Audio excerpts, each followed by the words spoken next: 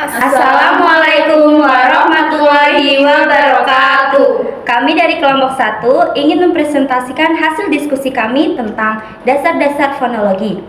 Sebelumnya, perkenalkan nama saya Mesya Viola Dwi Cahyani dengan NIM 2302020077. Saya Febriani Kusmaningrum dengan NIM 2302020089. Saya Monika Anggreni Hornisa dengan NIM 230202078. Dan saya Hikmatul Amelia dengan NIM 2302020103. Selamat menyaksikan!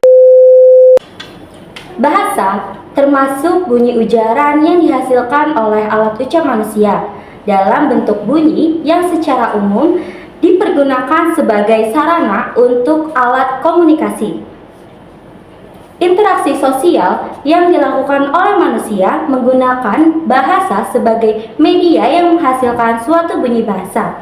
Bunyi bahasa merupakan bunyi yang dihasilkan dari alat ucap manusia, dan bunyi tersebut dalam ilmu kebahasaan disebut dengan fonologi. Bahasa sangat berperan penting bagi kelangsungan hidup manusia karena bahasa merupakan sarana komunikasi untuk menyampaikan pesan baik secara lisan maupun secara tulisan. Baik, yang pertama ada materi kajian fonologi. Menurut Cair tahun 2009, fonologi adalah bidang linguistik yang di dalamnya mempelajari, menganalisis, dan membicarakan tentang runtutan bunyi-bunyi bahasa. Fonologi adalah bagian dari ilmu kebahasaan yang mempelajari bunyi ujaran yang dihasilkan oleh alat ucap manusia. Kajian fonologi ini terkait dengan bunyi bahasa baik yang berhubungan dengan pembentukan bunyi, bunyi akibat getaran udara, dan bunyi yang terdengar. Selanjutnya ada tata bunyi bahasa. Bahasa yang dihasilkan alat ucap manusia berupa bunyi bahasa. Bunyi bahasa yang dihasilkan alat ucap manusia yang disebut dengan fonem dipengaruhi oleh 3 faktor, yaitu pernafasan, alat ucap, dan rongga pengubah getaran atau pita suara. Bunyi bahasa atau fonem yang dihasilkan alat ucap manusia dapat dikelompokkan menjadi 2 kategori, yaitu fonem vokal dan fonem konsonan. Sebelumnya, apa sih itu fonem? Fonem merupakan satuan bahasa yang terkecil yang mampu membedakan arti. Fonem dalam pelafalannya sangat bergantung pada posisi alat ucap manusia. Bunyi fonem vokal. Bunyi fonem vokal adalah bunyi yang dihasilkan pernafasan dan tidak terhambat oleh alat ucap. Vokal merupakan bunyi bahasa yang keluar dari alat ucap yang disebabkan keluarnya angin dari paru-paru tanpa terjadi adanya hambatan. Yang termasuk bunyi vokal antara lain A, I, U, E, O. Munculnya bunyi atau fonem vokal dipengaruhi oleh beberapa hal. Ada 2 hal, yaitu posisi lidah dan lidah. Selanjutnya, bunyi fonem konsonan. Bunyi konsonan adalah bunyi ujaran yang dihasilkan udara keluar dari paru-paru dan terjadi adanya sentuhan bagian dari alat ucap. Konsonan bahasa Indonesia. Terdapat 3 faktor utama yang perlu diperhatikan untuk menghasilkan bunyi konsonan, yaitu yang pertama titik artikulasi, yang kedua cara artikulasi, ketiga pita suara. Yang termasuk bunyi konsonan antara lain B, C, D, F, G, dan lain-lain. Bunyi bahasa yang termasuk fonem konsonan terbentuk karena adanya sentuhan antara bagian alat ucap yang satu dengan alat ucap lainnya. Salah satu contoh bunyi T terjadi karena ujung lidah disentuhkan dengan gigi atas. Bunyi fonem B dan P disebabkan adanya sentuhan bibir bawah dengan bibir atas. Selanjutnya akan dilanjutkan oleh rekan saya. Selanjutnya, fonetik. Fonologi bagian dari kebahasaan yang mempelajari bunyi bahasa secara umum dan fungsional. Lingkup fonologi dibedakan menjadi 2, yaitu fonetik dan fonemik. Fonetik adalah ilmu bahasa yang membahas bunyi-bunyi bahasa yang dihasilkan alat ucap manusia, serta bagaimana bunyi bahasa itu dihasilkan. Selanjutnya yaitu bunyi ujaran yang dihasilkan oleh ucap dipengaruhi oleh beberapa faktor, memunculkan beberapa bentuk dan jenis bunyi. Yang pertama ada bunyi vokal, yang kedua ada bunyi konsonan, yang ketiga ada bunyi nasal, yang keempat ada bunyi oral, yang kelima ada bunyi bilabial, yang keenam ada bunyi labiodental, yang ketujuh ada bunyi laringal, yang kedelapan ada bunyi tunggal, dan yang terakhir ada bunyi rangkap.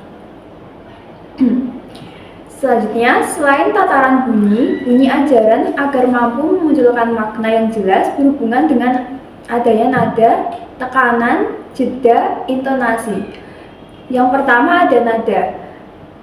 Nada berhubungan dengan tinggi kerasnya bunyi dan panjang pendeknya bunyi. Selanjutnya ada tekanan.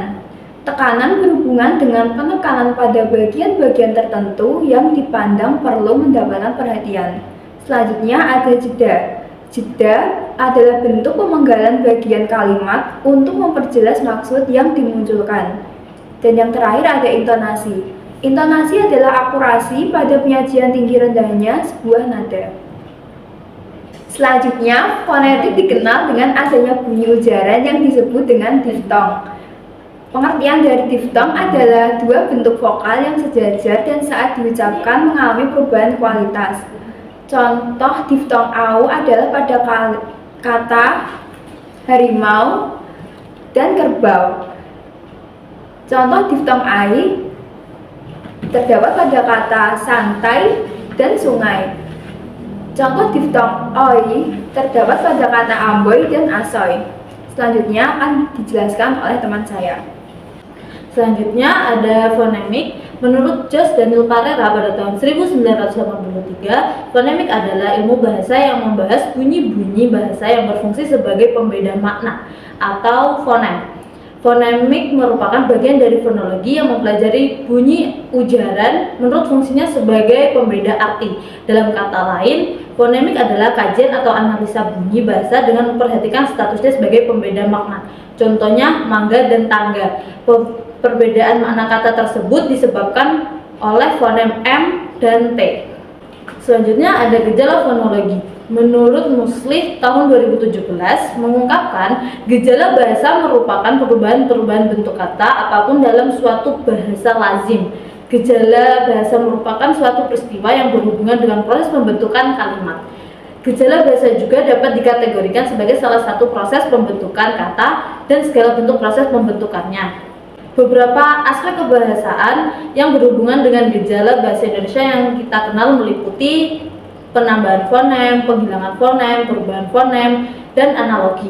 Terdapat beberapa hal juga menjadi ranah lingkup gejala bahasa, yakni aspek perubahan fonem yang meliputi asimilasi, disimilasi, penambahan fonem. Selanjutnya ada tujuan fonologi. Tujuan fonologi terbagi menjadi dua, yaitu tujuan teoritis dan tujuan praktis. Tujuan teoritis membahas mengenai fonetik. Fonetik ini dimaksudkan untuk mendeskripsikan serta menunjukkan fungsi dan proses hubungan fonem yang satu dengan yang lainnya. Lalu tujuan praktis dimaksudkan dapat digunakan sebagai referensi dalam kegiatan belajar dan memahami penggunaan bahasa. Kesimpulannya, fonologi adalah bagian dari ilmu bahasa yang mempelajari bunyi bahasa, yaitu proses terbentuknya bunyi bahasa dan proses perubahan bunyi bahasa. Fonem dapat didefinisikan bunyi bahasa yang terkecil yang dapat membedakan fonetik di dalamnya. Berhubungan dengan pembentukan vokal, konsonan, bunyi, intonasi, diftong, dan yang lain untuk menjadi aspek fonologi. Gejala fonologi bahasa Indonesia dalam materi ini telah diuraikan berbagai aspek kebahasaan yang berhubungan dengan proses penambahan fonem, penghilangan fonem, dan perubahan fonem. Tujuan fonologi ini adalah agar kita bisa mengetahui ketika alat ucap kita memproduksi suatu bunyi bahasa tertentu. Sekian presentasi dari kelompok kami, kurang lebihnya mohon maaf. Wassalamualaikum warahmatullahi wabarakatuh. Sih. Yang Ih, apa sih? Bahan kerudung.